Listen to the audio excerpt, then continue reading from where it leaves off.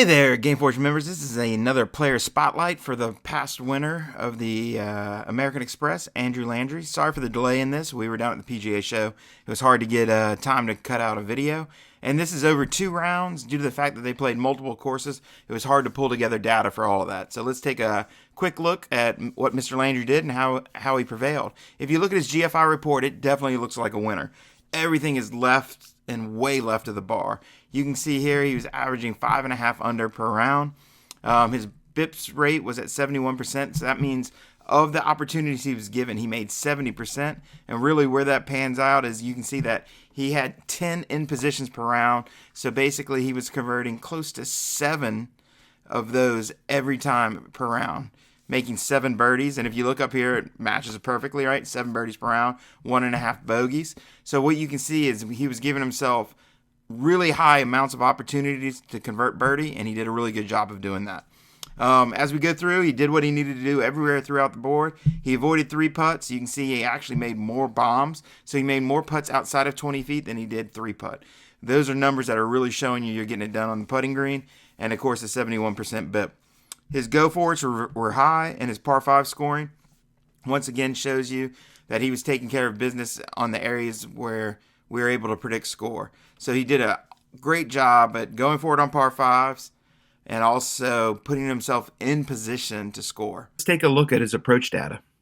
So what we learned is his in positions were very high, 10 per round. Well, where were those coming from? So if we look at right here is kind of our IP, what we'd say the average touring pro should hit, and basically what did he do in comparison to that? Well, you can tell between 30 and 80 yards or 70 yards, he's not a big fan. He only had 3 shots per tournament there over those 2 days, and you can see he did not hit it 20 feet and in. So that's an area that you can see he's consciously probably trying to stay out of.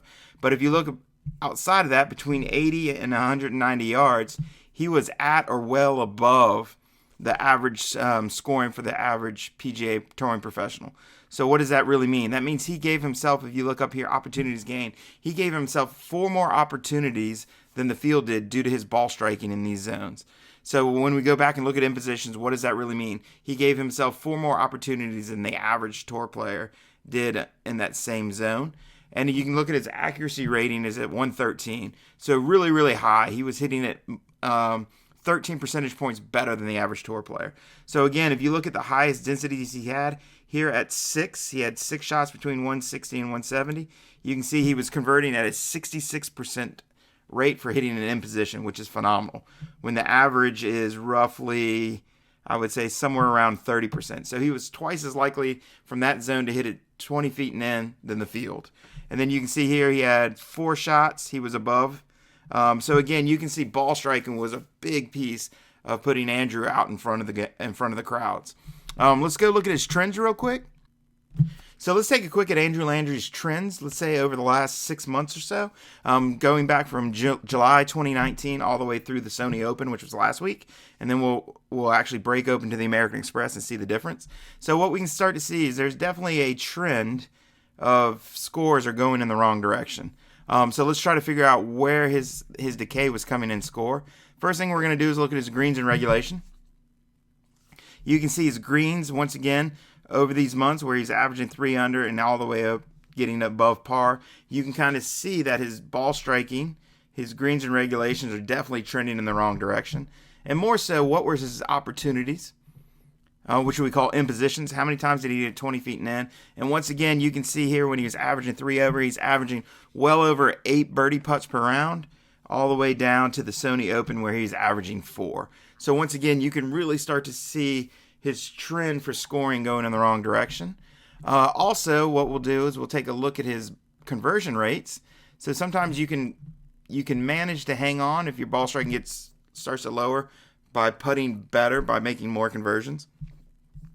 And you can also see during this trend time that he actually went from averaging 61% all the way down to about 50%, 43%. So again, basically you can see a decay in all opportunities to make birdie for him.